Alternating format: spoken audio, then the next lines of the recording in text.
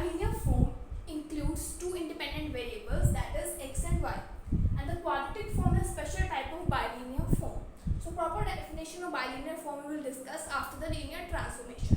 Now what is this term linear transformation? Any function from a non-empty set S to itself is called linear transformation. मतलब हमारा कोई भी function है जो set S से belong कर रहा है और उसका जो रिलेशन है वो S से ही है, तो उसको हम बोलेंगे function. Sorry linear transformation. So linear transformation के लिए हमारे पास fy is equal to ay is equal to x. तो ये हमारे पास जो है लीनियर ट्रांसफॉर्मेशन होता है, that is ay is equal to x. और यहाँ पे जो हमारे पास कैपिटल X है वो हमारे पास वेक्टर्स हैं x1 टू xn, और जो हमारे पास y है ये भी एक वेक्टर है, that is from y1 to yn. Now this if A matrix is your non-singular, then it will be called non-singular transformation. So इस transformation को क्या बोलेंगे? Non-singular transformation. और अगर हमारे पास ये जो A सेट है वो जीरो के इक्वल है तो उसको बोलेंगे हम singular transformation.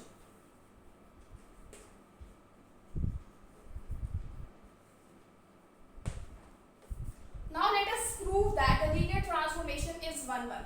So for 1 1, let us say that x1 is equal to x2.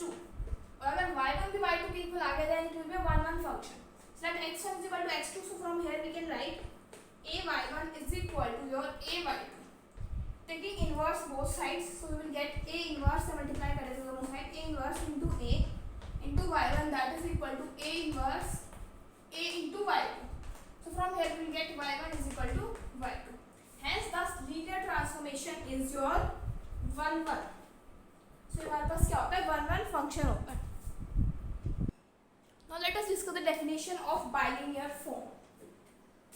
Any expression in the form aij x xi yj I running from 1 to m and j running from 1 to n is called bilinear form if the degree of each term in the expression is 2. अगर हमारे पास degree जो है वो 2 है and each term of the expression contains one variable out of x and one variable out of y. Suppose we have an example 3 x1 y1, one variable x से one variable y से, and it is of the form degree भी इसकी हमारे पास क्या है? 2 है. Next ले लेते हैं 2x1 y2. नेक्स्ट ले लेते हैं हम 4x1 y4. y3 वाला एक्सपेंशन मिसिंग है, वो कोई प्रॉब्लम नहीं है, लेकिन एक वेरिएबल x से होना चाहिए, एक वेरिएबल y से, और डिग्री क्या होनी चाहिए? टोटल हमारे पास 2 होती है. अब हम इसकी मैट्रिक्स नोटेशन डिस्कस करते हैं बाइलिनियर फॉर्म की. Now let us discuss the matrix notation of bilinear form.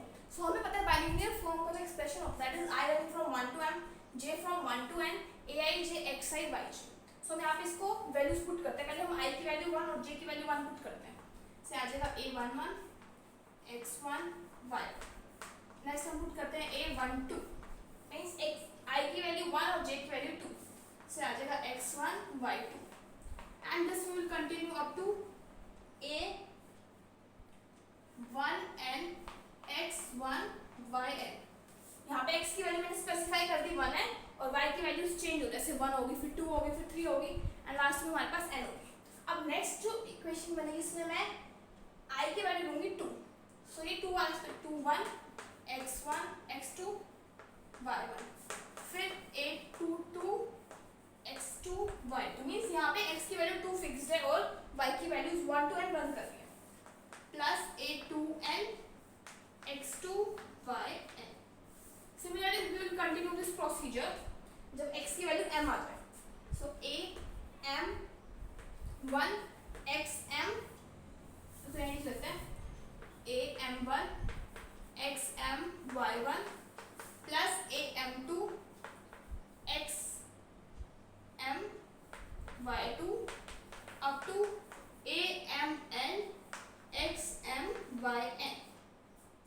So we'll open up in the, ये जो एक्सपेंशन है इसको हम इस टाइप से ओपन अप करेंगे. अब हम क्या करते हैं, इसको हमें मैंने आपको पहले बताया था कि x जो वेक्टर है वो हमारे पास x1 से xm है और जो y जो वेक्टर है वो y1 से yn तक है. तो ये जो बाइलिनियर फॉर्म है इसको हम इस टाइप से लिख सकते हैं. कैसे? देखिए x1 से xm a11 a12 up to a1n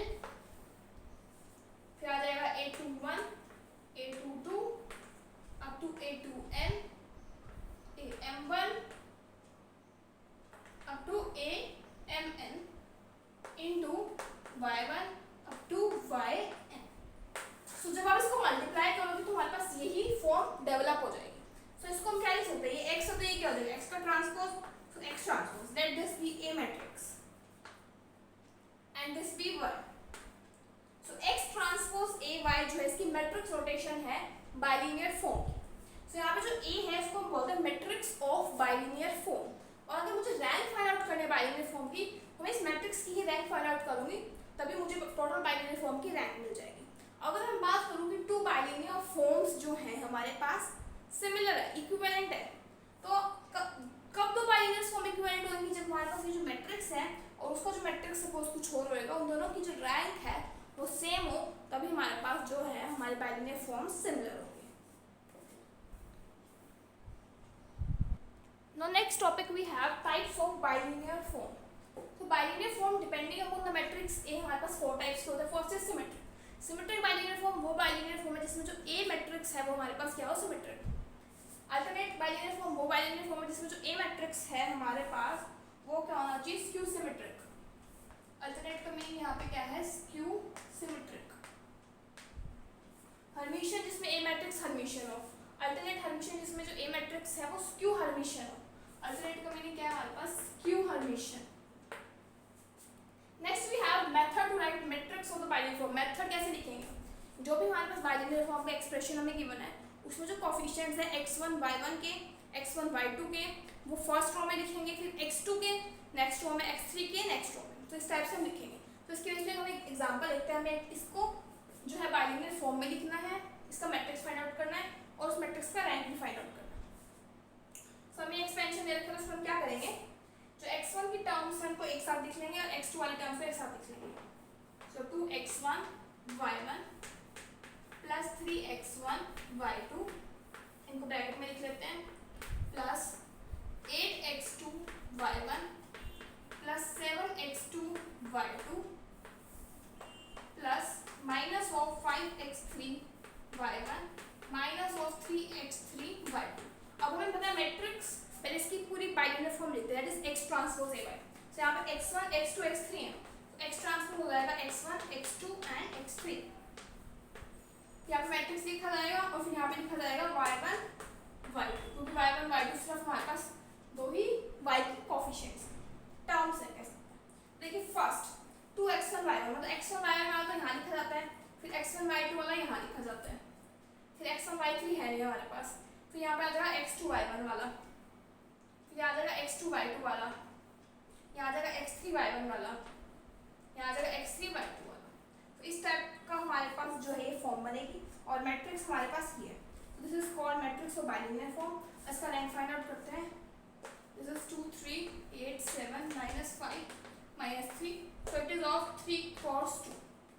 3 cross 2 का इसका मतलब इसमें सेकंड ऑर्डर माइनस हम फाइंड आउट कर सकते हैं, फिर फर्स्ट ऑर्डर। थर्ड ऑर्डर तो फाइंड आउट कर नहीं सकते हैं। सेकंड ऑर्डर के लिए देखिए, मैं सेकंड ऑर्डर कोई भी डिटरमिनेंट उठा लेती हूँ। इसका देखते हैं हम 14 18 25। तो इसका जो डिटरमिनेंट है वो नॉन जीरो है, therefore the rank of this matrix A is your 2। अगर ये जीरो होता तो 1 क्रॉस 1 का फिर हम चेक करते हैं।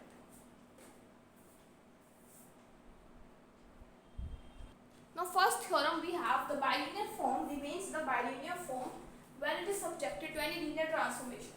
Let us see the proof. Let us consider a bilinear form. X transpose A y is the matrix notation of that bilinear form. Now let us suppose कि जो हमारे पास xi's है, let us suppose जो xi's हैं और जो yi's हैं हमारे पास, मतलब जो y हैं उनको हमने चेंज कर दिया कुछ इस टाइप से। देखिए हमारे पास x1 जो आ चुका है वो आ चुका है b11 u1 plus b12 u2 plus b1m um। x2 आ चुका है हमारे पास b21 u1 plus b22 u2 b2m um। Similarly will continue this procedure और xm हमारे पास आ जाएगा bm1 u1 plus bm2 u2 up to bmm um। So हमारे पास यहाँ पे ट्रांसफॉर्मेशन क्या लगा है, capital X is equal to bu, क्योंकि कैपिटल X के अंदर हमारे पास x1 से xm एलिमेंट्स होते हैं into b matrix into u। तो हमने ये कुछ ट्रांसफॉर्मेशन लगाया इससे x is equal to bu type का, जहाँ पे जो b मैट्रिक्स है वो हमारे पास m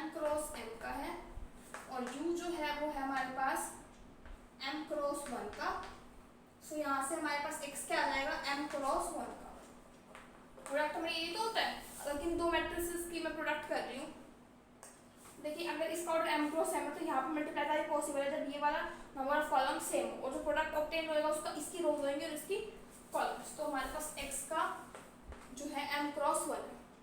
सिमिलरली y इसको मैं चेंज कर, that is y1 is equal to c11 v1 plus c12 v2 up to c1n vn। y2 is equal to c12 y1 plus c21 sorry c21 y1 plus c22 y2 y2 नहीं v2 sorry c2n vn। Similarly yn will be cn1 y1 plus cn2 v2 plus cnn vn। So हमारे पास transformation है y is equal to cv। जो c matrix है वो n cross n की है, जो v है वो n क्रॉस 1 की है, तो इनका प्रोडक्ट हो जाएगा हमारे पास n क्रॉस 1। तो ये हमारे पास यहाँ पे दो ट्रांसफॉर्मेशन लगे हैं।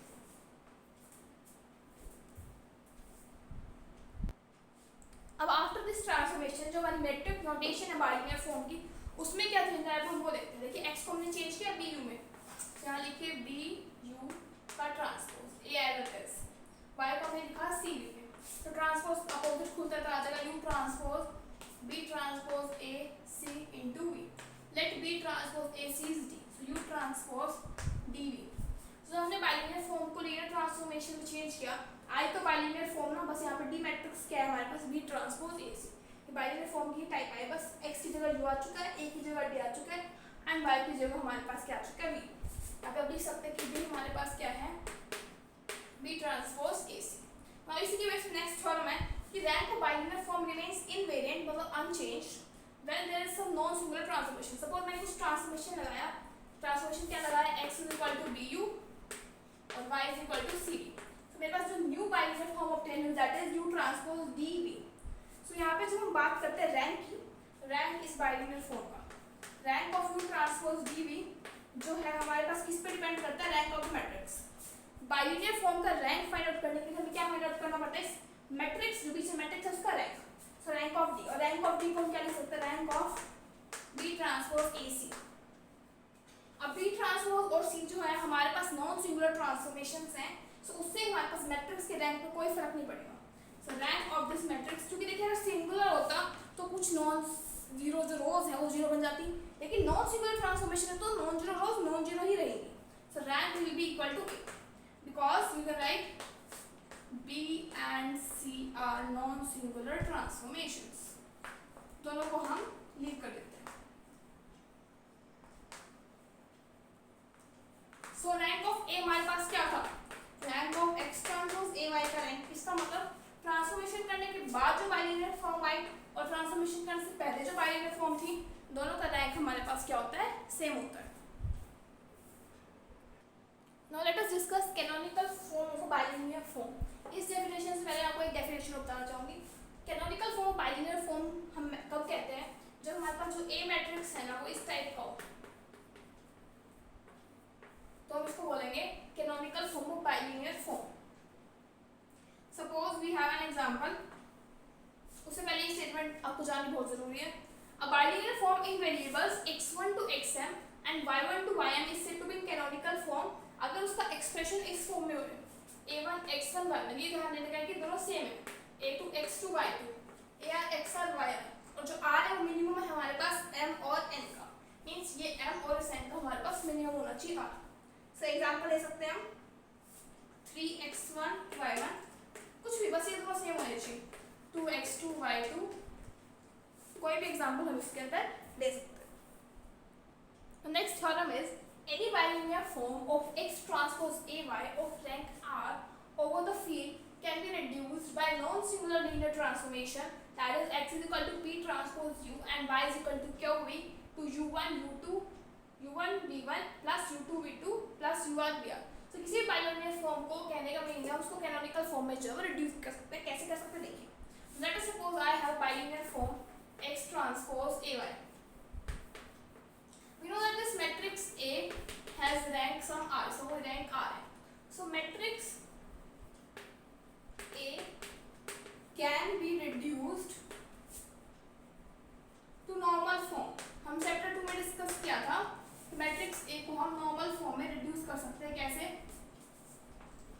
Bye multiplying it with P matrix A and Q that is equal to normal form. ठीक है, अब हमारे पास जो बाइलिनियर फॉर्म है एक्स ट्रांसपोज ए वाई, इसमें हम एक्स की जगह पुट करते हैं पी ट्रांसपोज यू, इसका ट्रांसपोज ए, वाई की जगह पुट करते हैं हम Q P. So transpose reverse हो जाएगा, हमारे पास आ जाएगा यू ट्रांसपोज पी ट्रांसपोज का transpose A into Q V. P transpose का ट्रांसपोज को हम लिख सकते हैं P A Q V. So P Q को क्या लिख सकते हैं हम identity into some I R form, और u ट्रांसपोज को हम क्या लिख सकते हैं u1 से un, और v को लिख सकते हैं हम v1 से vn। तो जब यहाँ पे इसकी आइडेंटिटी वाली कोई रोज होगी दैट इज 1 0 0 1, इससे आप मल्टीप्लाई होगा तो हमें क्या मिलेगा first term u1 v1, next term मिलेगी u2 v2। अगर ये और भी बड़ी है मतलब 3 ऑर्डर की है तो हमें u3 v3 भी मिल जाएगा। तो ऐसे हमारे पास हमें ऑब्टेन होता रहेगा u1 vn। तो मैट्रिक्स ए था, ये बाइलिनियर फॉर्म थी, इसको हमने कैनोनिकल फॉर्म में क्या कर दिया, रिड्यूस कर दिया। Now let us discuss factorizable bilinear form. A bilinear form is said to be factorizable if it can be expressed as a product of two linear factors. जब किसी भी हम bilinear form को दो linear factors की product में express करते हैं। Now what is the theorem? A non-linear bilinear form is factorizable if and only if rank is 1. अगर उसकी मैट्रिक्स का रैंक 1 है तभी हम फैक्टराइजेबल कह सकते हैं। तो लेट अस सपोज कि हमारे पास एक बाइलिनियर फॉर्म गिवन है, अब हम प्रूव करते हैं इसका रैंक जो होगा 1 होगा। फिर नेक्स्ट स्टेप में हम क्या करेंगे, रैंक 1 लेके चलेंगे और प्रूव करेंगे कि वो बाइलिनियर फॉर्म होगी। First let us prove the necessary part. Let x transpose a y that is, इसको हम इस टाइप से लिख सकते हैं a i j x i y j, i running from 1 to m and j running from 1 to n। Let this be expressed as a product of two linear factors। Let suppose that this is factorizable, so it can be written as bi xi cj yj, j running from 1 to n and I running from 1 to m।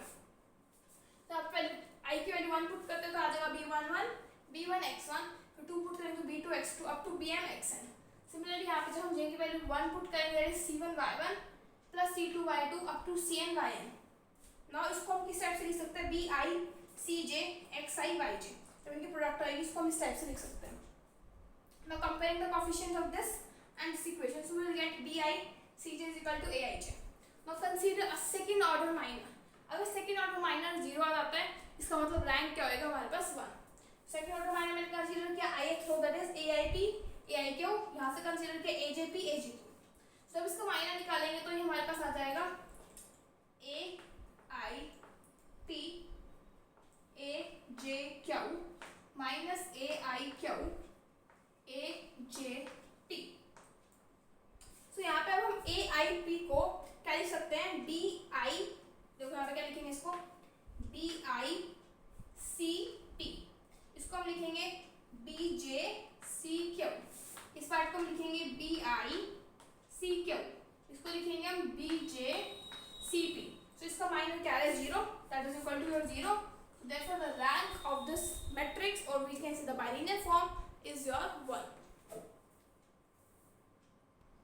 Now let us see the sufficient part। Now suppose जो rank है हमारे पास bilinear form का 1 है।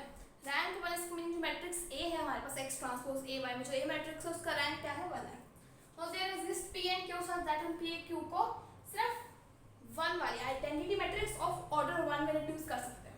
इसके return as I not 0 0 0, क्योंकि हमने अभी suppose क्या किया कि इसका रैंक 1 है, रैंक 1 है तो उसको हम सिर्फ हम फर्स्ट आइडेंटिटी के ऑर्डर में रिड्यूस कर सकते हैं। The bilinear form is reduced to, bilinear form को हम u ट्रांसपोज इस फॉर्म में भी रिड्यूस कर सकते हैं जहां पे इस मैट्रिक्स का रैंक भी क्या होगा हमारे पास 1 होगा, because you know that rank of this matrix and rank of A is always equal, because rank after obtain bye linear transformation या फिर जो सिंपल रैंक है वो हमारे पास सेम रहता है। We have done the theorem. So u को लिख सकते हैं u1 से un, this is the identity matrix of order 1 v1 to vn, so this can be written as u1 v1। so x transpose ay can be written as u1 into v1। now let us apply the transformation, x is equal to p transpose u and y is equal to qv। since p and q are non singular matrices, so p inverse and q is inverse will be existing, क्योंकि non singular तभी inverse possible होता है हमारे पास। so यहाँ से हम क्या लिख सकते हैं, p transpose inverse x is equal to u and q inverse y is equal to v। So u1 is u को हम लिख सकते हैं u1 से um, this p transpose matrix को हम लिख सकते हैं p11 p12 p1m p22 p21 p22 p2m from x1 to xn। Similarly इसको हम क्या लिख सकते हैं, v को v1 to vn, q11 up to q1n, q21 up to q2n और वहां से y से मल्टीप्लाई, इनको मल्टीप्लाई करते हैं तो u1 हमें मिल जाएगा p11 x1 p12 x2 p1m xn। आगे वाले हम लेंगे नहीं क्योंकि सिर्फ हमें u1 चाहिए। सिमिलरली यहाँ से हमें v1 मिल जाएगा q11 y1 plus q12 y2 q1n yn। सो हमारे पास क्या था, x transpose ay is equal to u1 into v1। So u हमारे पास u1 आ चुका है, v1 आ चुका है, therefore x transpose ay can be expressed as the product of two linear factors। Now let us see example number 2। Write the bilinear form this corresponding matrix। तो bilinear form हम कैसे लिखेंगे इस matrix के corresponding, देखिए इसमें 3 रोज है 4 columns है। तो जो x वाला हमारा मैट्रिक्स होगा दैट इज x ट्रांसपोज, वो हमारे पास होगा x1 x2 और x3 क्योंकि 3 रोज है, और y वाला जो होगा वो हमारे पास होगा y1 up to y4 that is y2 y3 and y4 क्योंकि 4 कॉलम्स है। बस अब कुछ नहीं करना, मल्टीप्लाई करना है x1 x2 x3, यहाँ लिखिए a matrix that is 1 2 3 -2 2 -2 1 3 3 0 4 2 into y matrix that is y1 y2 y3 and y4। पहले हम उनकी प्रोडक्ट करते हैं, तो यहाँ पे आ जाएगा x1 x2 x3 as it is, ये आ जाएगा y1 plus 2 y2 plus 3 y3 and I hope आपको मल्टीप्लाई करना तो आता ही होगा मैट्रिक्स इसको, 2 y1 minus 2 y2 plus y3 plus 3 y4, 3 y1 plus 4 y3 plus 2 y4। अब देखिए हम इसको जो है इस x1 x2 x3 से मल्टीप्लाई करेंगे, तो इसको कैसे मल्टीप्लाई करेंगे, देखिए हमारे पास 1 रो 3 कॉलम और ये 3 रोज 1 कॉलम, तो जो मैट्रिक्स मिलेगी वो 1 क्रॉस 1 की मिलेगी। तो x1 को आप फर्स्ट रो के साथ मल्टीप्लाई कीजिए, x1 से मल्टीप्लाई होगा आ जाएगा x1 y1 plus 2 x1 y2 plus 3 x1 y3 minus 2 x1 y4। तो आपको फर्स्ट वाली रो को x1 से मल्टीप्लाई करना है, नेक्स्ट को x2 से मल्टीप्लाई करके ऐड करना है। सो नेक्स्ट जो हम ऐड करेंगे आ जाएगा 2 y1 x2 minus 2 x2 y2 plus y3 x2 plus 3 y4 x2। अब x3 को थर्ड वाली रो से that is plus 3 y1, simple हम मल्टीप्लाई कर रहे हैं कुछ नहीं कर रहे, x3 plus 4 x3 y3 plus 2 y4 x3। सो ये हमारे पास रिक्वायर्ड बाइलिनियर फॉर्म आ जाएगी हमारे पास। तो example 3 is express this matrix, express this bilinear form into the matrix form and then transform into canonical form and find the equation of transformation। So इस type के questions हमारे पास exam में पूछ जाते हैं, फैक्टराइजेबल थ्योरम बिल्कुल भी नहीं पूछी जाती है। तो देखिए ये बाइलिनियर फॉर्म इसको एक्सप्रेस करना मैंने आपको अभी बताया था। x1 हमारे पास क्या है, यहाँ पे x1 है x2 है x3 है, तो उसको ऐसे लिख लीजिए x1 x2 x3, फिर यहाँ पे मैट्रिक्स लिखेंगे। सो कोफिशिएंट्स x1 y1 फिर x1 y2, x1 y1 हमारे पास 1 है, फिर x1 y2 हमारे पास नहीं है, ये x1 y3 है, x1 y3 हमारे पास है 2, x1 y4 कुछ है नहीं हमारे पास। नेक्स्ट हमारे पास x2 y1 है 3, x2 y2 है 1, x3 y3 है ये, x3 y1 this, x3 y2 coefficient ये और x3 y3 का हमारे पास ये कोफिशिएंट है इनटू y1 y2 y3। सो यहाँ पे आप लिखेंगे मैट्रिक्स फॉर्म में जो हमारे पास मैट्रिक्स है बाइलिनियर फॉर्म का, वो हमारे पास है 1 0 -2 3 1 -3 -1 -1 minus, this is the matrix. अब हम इसको रिड्यूस करते हैं कैनोनिकल फॉर्म में। नाउ मैट्रिक्स को नॉर्मल फॉर्म में रिड्यूस करना हमने चैप्टर नंबर 2 में सीखा था। कैसे करते हैं, मैट्रिक्स जो भी दे रखे उसको PAQ फॉर्म में लिख लेते हैं। तो रो वाले ऑपरेशन से यहाँ लगेंगे, कॉलम वाले ऑपरेशन से यहाँ लगेंगे, और इस वाले मैट्रिक्स को नॉर्मल फॉर्म में रिड्यूस करना है। देखिए R2 की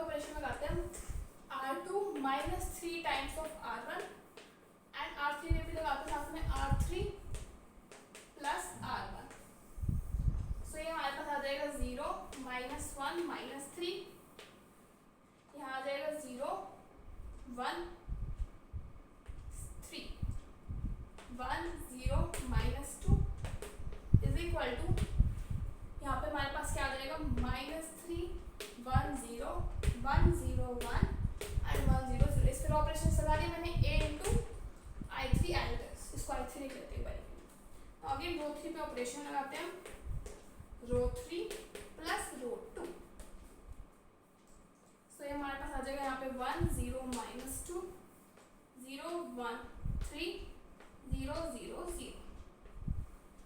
यहाँ पे हम एक ऑपरेशन और लगा लेते हैं, कॉलम 3 पे operation, column 3 plus 2 times of column 1, तो यहाँ पे भी हमारे पास क्या आ जाएगा 0 आ जाएगा। रो 3 प्लस रो 2, सो ये हमारे पास आ जाएगा -2 1 1 -3 1 0 1 0 0। a इंटू कॉलम 3 पे ऑपरेशन क्या लगेगा, column 3 plus 2 times of column 1। Now देखिए अब हमें इस 3 को जो है वो रिड्यूस करना है।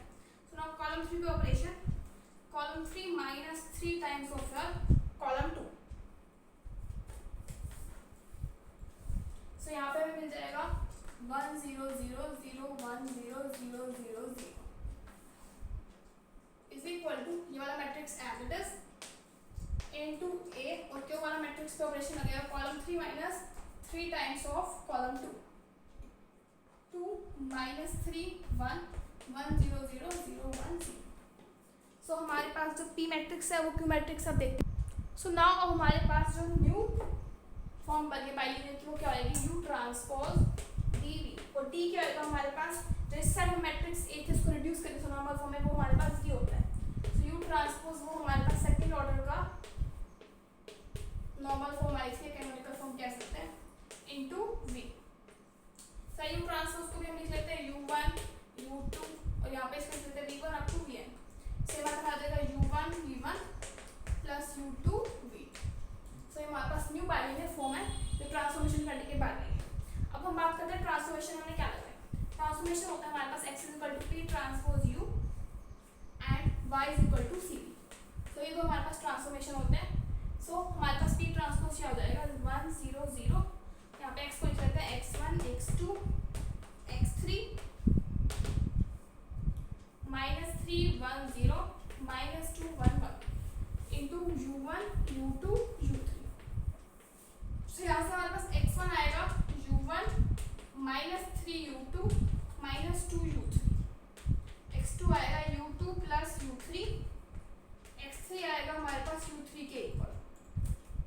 Similarly y is equal to क्या भी होता है सो हमारे पास y1 y2 y3 1 0 2 0 1 -3 0 0 1 v1 v2 v3। तो यहाँ से हमारे पास y1 की वैल्यू आएगी v1 प्लस 2 v3, y2 की वैल्यू आएगी हमारे पास v2 -3 v3, और y3 की वैल्यू क्या आएगी हमारे पास v3।